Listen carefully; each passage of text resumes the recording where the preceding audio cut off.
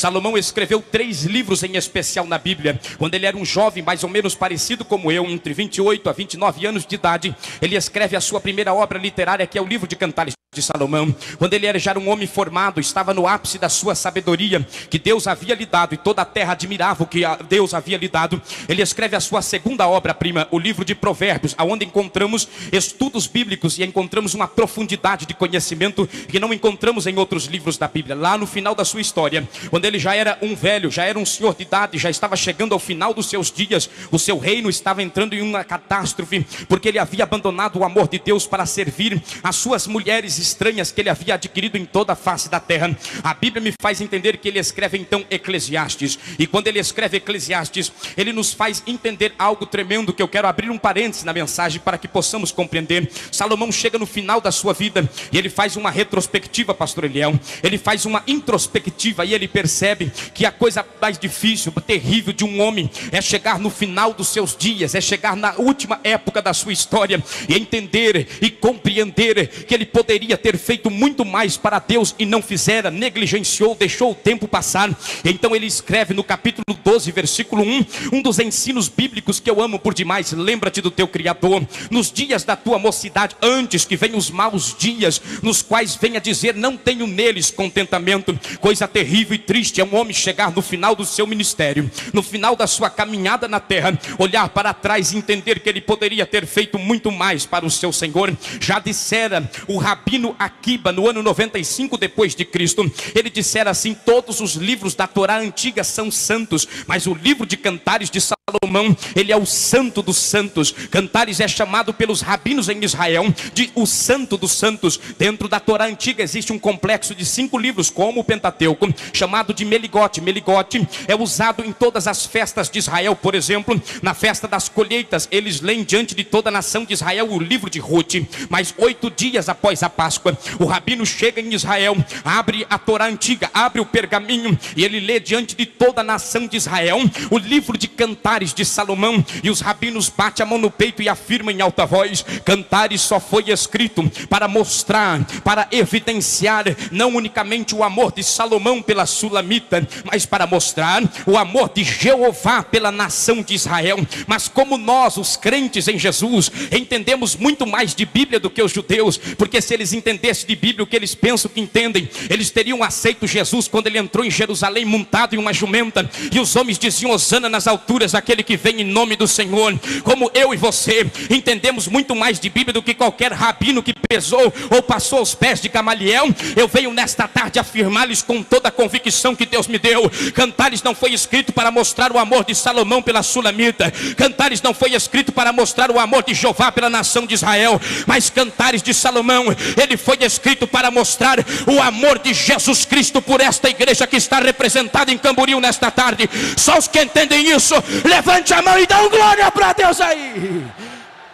Cantares foi escrito para mostrar, para evidenciar e para nos fazer entender que ele só foi escrito para provar que Salomão, neste tipo bíblico, amando a Sulamita, representa Jesus, amando a sua igreja, a sua noiva, a noiva que está representada em Camboriú nesta tarde, lendo a Bíblia. E para fazê-lo entender a mensagem nesta tarde, eu preciso trazer um resumo histórico de quem era, o que possuía, o que fazia, o que pensava, o que comia, o que tinha, o que entendia, o que pensava este tão poderoso rei chamado Salomão. Ele não escreveu só 3 livros. Diz o primeiro livro histórico dos reis, capítulo 4 e versículo 32, que Salomão escreveu 1005 cânticos e escreveu 3000 provérbios. Salomão teve uma época áurea em Israel. Segundo a Bíblia Sagrada, segundo a história bíblica, o seu pai, o rei Davi, ele teve que fazer guerra, ele teve que lutar com a espada a ponto dela grudar na mão dos seus valentes.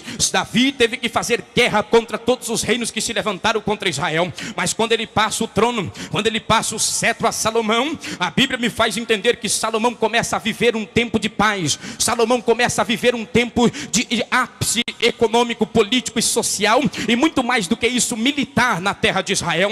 A Bíblia me faz entender que durante o reinado do rei Salomão não havia guerra, não houve guerra contra reino nenhum. Salomão reinou em Israel durante 40 anos, dos anos 970 a 930 a.C. reinou Salomão Salomão em Israel. Quando Davi entendera que Salomão seria o seu sucessor, ele profetizou o nome de Salomão para com ele, disse Salomão, que significa pacífico, ou significa paz. Em outras palavras, Davi estava profetizando e dizendo: meu filho, você não vai ter que fazer guerra contra reino nenhum, você vai ser o pacífico, e você vai ter tranquilidade nas fronteiras de Israel. Quando olhamos para a bandeira de Israel, nós olhamos no centro da bandeira está a estrela de Davi, e dois traços no horizontal, um em cima, outro embaixo. Estes dois traços representam a época do governo do rei Salomão, porque em nenhuma outra época da história, somente na época do governo de Salomão, é que Israel avançou as suas fronteiras na promessa de Deus. Ele estava estendido desde o rio Eufrate até a terra dos filisteus, a terra que Deus havia prometido. Como Salomão não tinha que fazer guerra,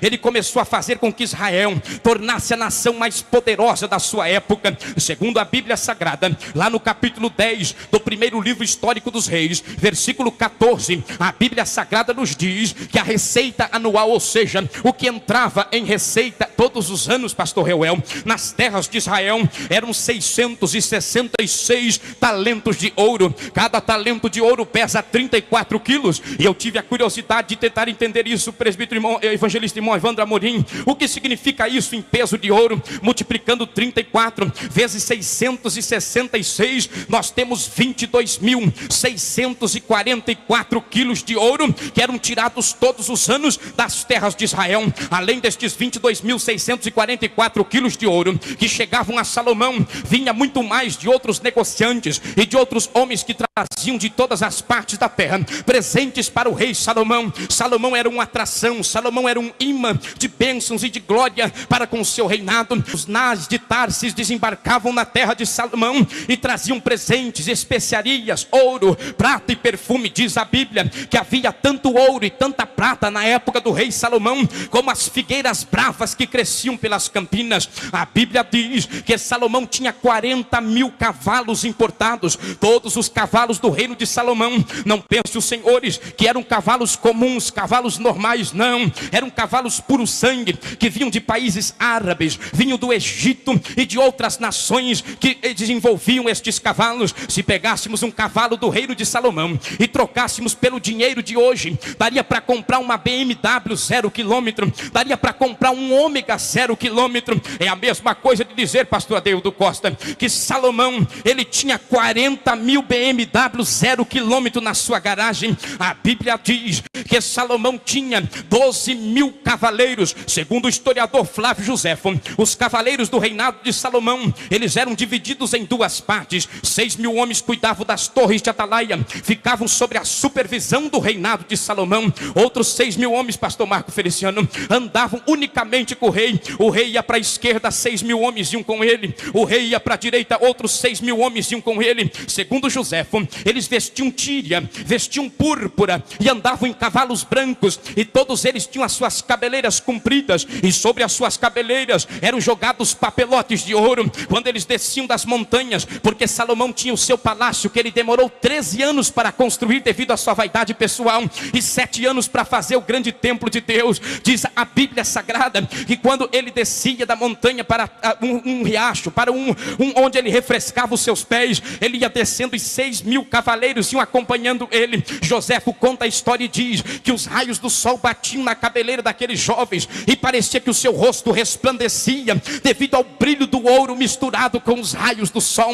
A Bíblia diz que Salomão tinha, mesmo sem precisar, 1.400 carros de guerra. Cada carro de guerra, pastor Benhu, que Salomão possuía era o que havia de melhor tecnologia bélica. Nenhum outro rei da época tinha o exército militar que o rei Salomão tinha. Ele tinha um poder tão grande militar que ninguém ousava fazer guerra contra o rei. Este armamento era composto ainda por muitos soldados que serviam ao rei. Segundo a história, 60 mil pessoas frequentavam o palácio do rei todos os dias, e para assentar na sua mesa não havia copos de plástico, não havia copos de prata, não havia copos de vidro. Todos os copos, todos os pratos, todos os talheres da casa de Salomão eram de ouro maciço. A Bíblia diz até mesmo que para servir a mesa de Salomão tinha que ter 30 coros de família ou de farinha, ou seja, 6.730 litros de família para poder servir a mesa do rei. Sem até mesmo 100 ovelhas, 30 bois diários eram matados, além de animais de caça, para servir a grande mesa do rei Salomão. Como não havia guerra, todos os reis da época, eles vinham trabalhar no governo de Salomão e mandavam trabalhadores. A Bíblia diz que havia 153.600 trabalhadores no governo do rei Salomão. Estes trabalhadores, eles eram divididos em 3 partes. 70 mil homens subiam as montanhas para trazer madeira de acácia, para trazer cedro do Líbano e para trazer madeira de cetim. Outros 80 mil homens, eles subiam as outras montanhas para trazer ouro, para trazer prata, para trazer pedras preciosas para servir o rei. Havia também 3.600 inspetores, pastor Nerildo. O que estes homens faziam? Eles andavam de um lado para o outro do reino e diziam assim: volte ao trabalho, Salomão precisa mais ouro, Salomão precisa mais prata, Salomão precisa mais pedras preciosas, volte ao trabalho. 3.600 inspetores, eles cuidavam unicamente de fazer o povo trabalhar o dia todo, para poder fazer com que o rei tornasse ainda mais poderoso.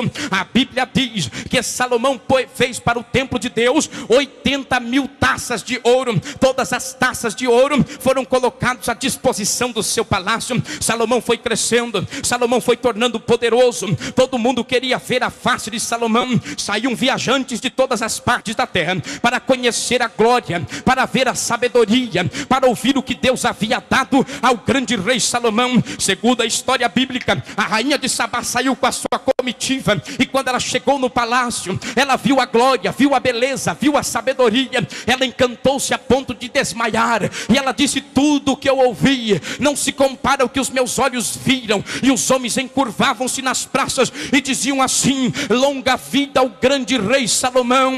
Nunca houve e nunca haverá outro rei na terra para ser comparado com a glória, com a magnificência, com a beleza, com o apogeu, com a sabedoria e com a majestade do grande rei Salomão. Eles não conheceram, mas a igreja de Camboriú conhece, porque a Bíblia diz no Evangelho de Mateus, capítulo 12 e versículo 42, que um certo dia apareceu um manso nazareno nas terras áridas da Palestina, que não tinha parecer, que não tinha formosura, que não tinha onde reclinar sua cabeça, era o mais indigno entre os homens, homem de dores. Mas este manso nazareno bateu a mão no peito e afirmou em alta voz: aqui está.